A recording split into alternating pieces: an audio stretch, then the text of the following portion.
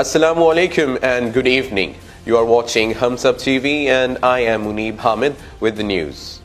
Historic decision endorsing FATA Khyber Pakhtunkhwa merger taken last week in high-powered meeting. The High-Powered National Implementation Committee on FATA Reforms has endorsed the merger of tribal regions with northwestern Khyber Pakhtunkhwa and agreed that Islamabad would make a policy statement in this regard. Two senior figures involved in the deliberations confirmed. The NIC, which met last week and was chaired by Prime Minister Shahid Khaqan Abbasi, also decided and agreed to let FATA elect 23 members to the KP Assembly in the general election scheduled to be held in July 2018. Besides Mr. Abbasi, the meeting was attended by Chief of the Army Staff General Qamar Javed Bajwa, Federal Minister for States and Frontier Regions, retired Lieutenant General Abdul Qadir Baloch, KP, Governor Iqbal Zafar Jhagra, Chief Minister Pervez Khattak, Chairman of the Cabinet Committee on FATA Reform Sartaj Aziz, and the Federal Law Secretary, who deputized for Special Assistant to the Prime Minister on Law, Barrister Zafarullah Khan.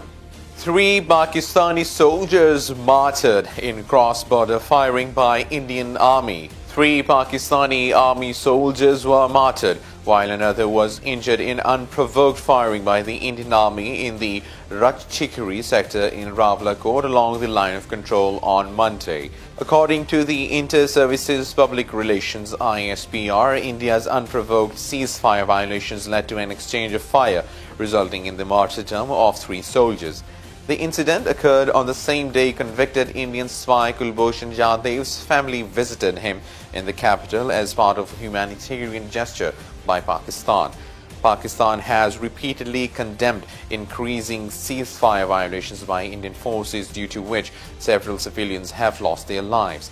Islamabad has been urging New Delhi to respect the 2003 ceasefire arrangement, investigate the incidents of ceasefire violations, instruct Indian forces to respect the ceasefire in letter and spirit and maintain peace on the LOC. However, the violations of the truce has still been continuing.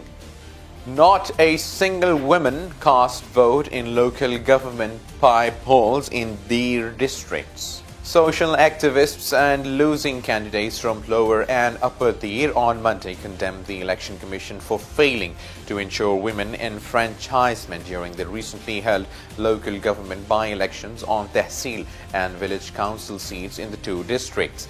According to electoral lists, the number of women voters in Shahi Khail Talash Tehsil Council Ward was 6,286, but none of the registered women voters exercised their right to vote.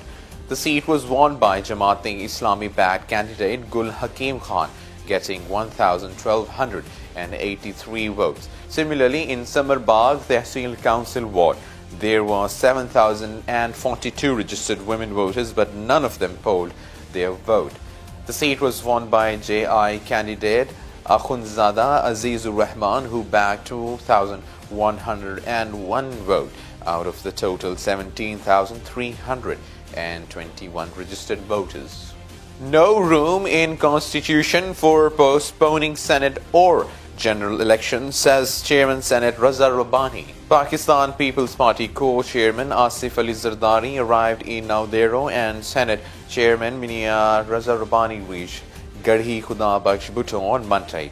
The former president would stay in Naudero for a couple of days. He would attend the party's Central Executive Committee meeting and address a public meeting on December 27 in Garhi Khuda Bakhsh, while Mr. Rabbani returned to Karachi after a brief visit of Bhutto's mausoleum, according to the sources.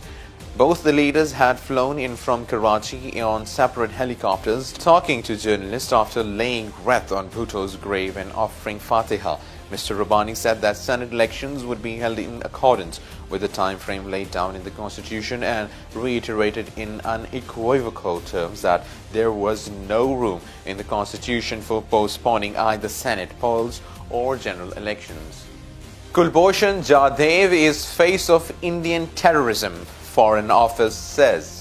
Foreign Office spokesperson Dr. Muhammad Faisal said on Monday that convicted Indian spy Kulbhushan Jadhav is the face of Indian terrorism.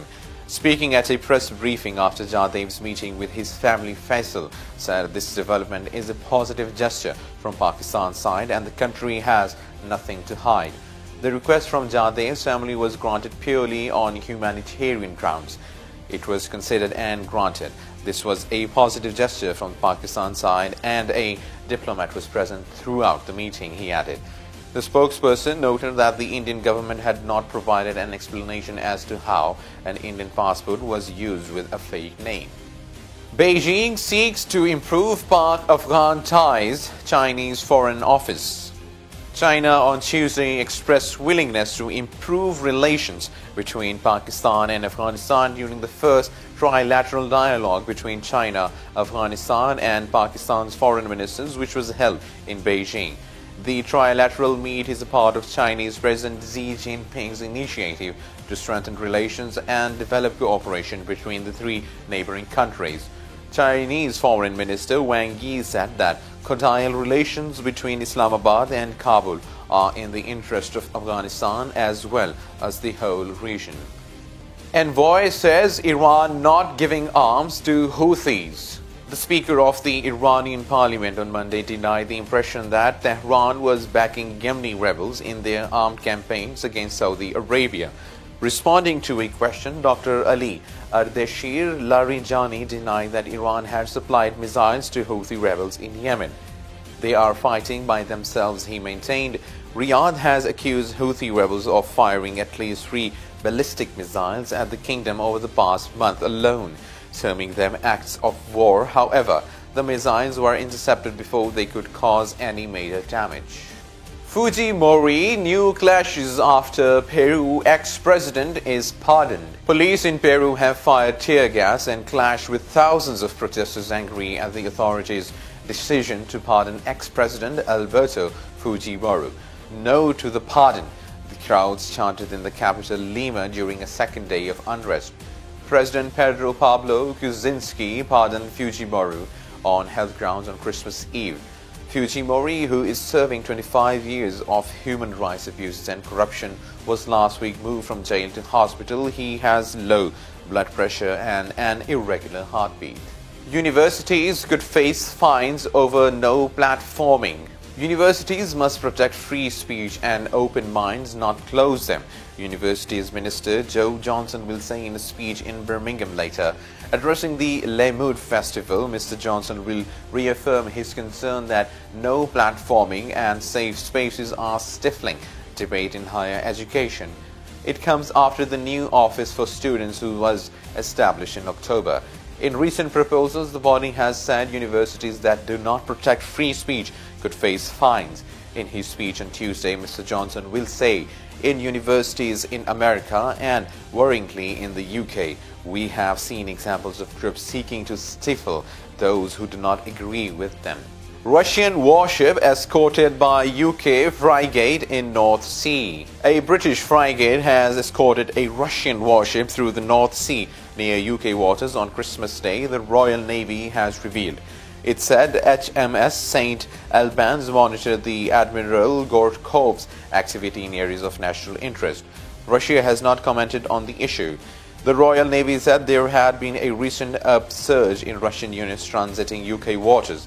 Britain recently warned of a new threat posed by Russia to internet cables under the sea. Air Chief Marshal Sir Stuart Peach, the Chief of the Defence Staff, said earlier this month that Britain and NATO needed to prioritize protecting the lines of communication. Liberia election runoff. Ex-footballer up against vice president. Liberians are to choose a new president in a runoff vote between Vice President Joseph Boakai and former international footballer George Weah.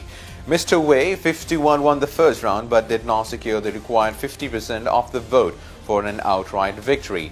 Legal challenges delay the vote to replace Ellen Johnson Sirleaf, Africa's first elected female president.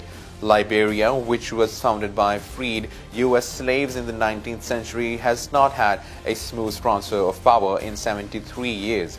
More than 2 million people are eligible to cast their ballots. Storm weakens as it nears southern Vietnam. A tropical storm that was threatening southern Vietnam has weakened and is expected to dissipate within 48 hours. Nearly 1 million people were earlier told to prepare for evacuation, and some 70,000 were moved from low-lying areas. Them Binh killed at least 240 people as it swept through the Philippines. Rescuers are searching for more than 100 people still missing. Bridges and roads on the southern islands of Mindanao were destroyed or blocked by landslides, while nearly 1,000 houses were wrecked and many rice fields washed away. Lorde cancels Israel performance after pressure. New Zealand singer Lorde has cancelled a planned show in Israel after facing pressure from supporters of a boycott of the Jewish state over its occupation of Palestinian territory. The 21-year-old, who enjoyed phenomenal success while still a teenager, announced last week a Tel Aviv performance in June as part of a tour. After criticism from international and New Zealand activists, Lorde announced on Sunday she was cancelling the performance in Israel. Banged up hand no barrier for Smith.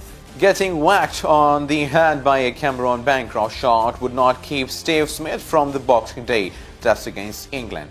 The Australian captain said on Monday. Smith was struck on the right hand by a Bancroft shot while standing at the back of the batting net at the Melbourne Cricket Grounds on Sunday ahead of the fourth test in the series. The 28-year-old said he had been in pain on Sunday and again on Monday when he was batting during training, but it would not affect him when he leads his side out on Tuesday as they continue their push for a series whitewash.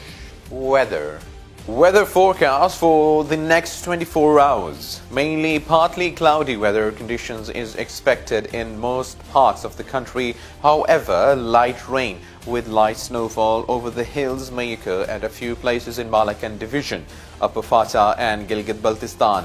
Foggy conditions are likely to prevail over plain areas of Punjab and Upper Sindh during night and morning hours. That's all for now. For more news and updates, keep watching Hums Up TV. Take care.